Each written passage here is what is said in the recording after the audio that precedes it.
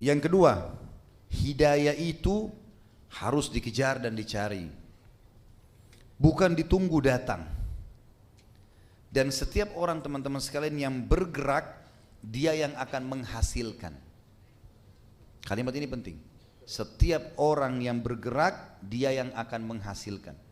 Orang yang tidak bergerak teman-teman sekalian tidak akan ada hasil karyanya. Mengkhayal kalau cuma duduk, kemudian mengatakan nanti kalau ada kesempatan, nggak bisa. Bergerak, tunjukkan sesuatu. Lakukan walaupun belum maksimal. Nanti masalah dia berkembang itu urusan nanti. Yang penting sekarang ke depan ada sesuatu yang kita kerjakan. Dan orang yang menunggu tidak akan mendapatkan apa-apa. Dan kita lihat di sini banyak sekali contoh hadis-hadis Nabi SAW riwayat Bukhari Muslim. Bagaimana pernah waktu Nabi SAW menyuruh sahabat sedekah, sedekah, sedekah, gitu kan? Ada sahabat-sahabat yang miskin datang dari luar Madinah, bajunya cuma satu lembar kain, jadi kalau terhempas dengan angin kelihatan.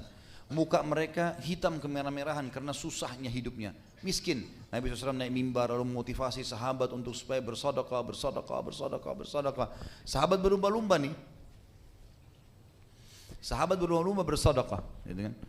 Sampai maksudnya di sini Nabi SAW motivasi agar sahabat berlumba-lumba bersedekah. Ternyata teman-teman sekalian, pada saat Nabi SAW sudah mengatakan bersedekahlah dan selamatkan diri kalian dari api neraka walaupun dengan secuil kurma. Artinya kalau di rumah kalian ada satu kurma, cuma bisa disedekahkan secuil kuku kecil, nggak apa-apa, sedekahin.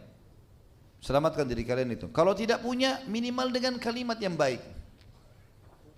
Artinya sampaikan, doakan saudara kita yang miskin itu supaya mereka dikeluarkan dari masalahnya.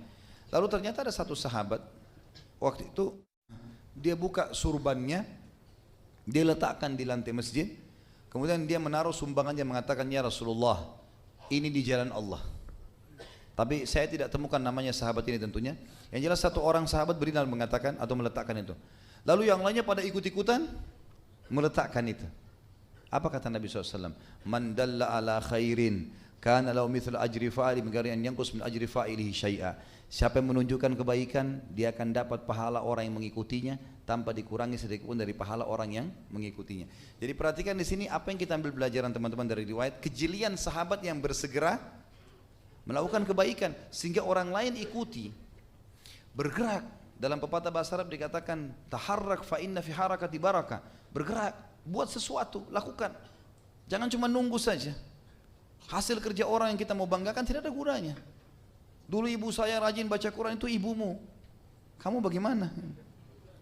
Dulu ayah saya rajin sholat malam, itu ayahmu. Kamu bagaimana? Adik saya hafal Quran, adikmu. Kamu bagaimana? Dalam pepatah bahasa Arab juga lain dikatakan laisal fata man yaqulu kana abi kada wa kada walakinnal fata man yaqulu ha ana dza. Bukan seorang anak muda yang cerdas yang mengatakan dulu ayahku begini dan begitu, tapi dia yang cerdas adalah yang mengatakan ini loh saya sekarang, ini hasil saya. Ingat sekali lagi, petunjuk pahala didapatkan dengan bergerak, bekerja, bukan dengan malas-malasan. Ini poin penting, dan itu yang Ikrimah lakukan. Setelah dia masuk Islam, dia tunjukkan itu, dia bergerak, dia ikut berjihad sampai terbunuh mati syahid.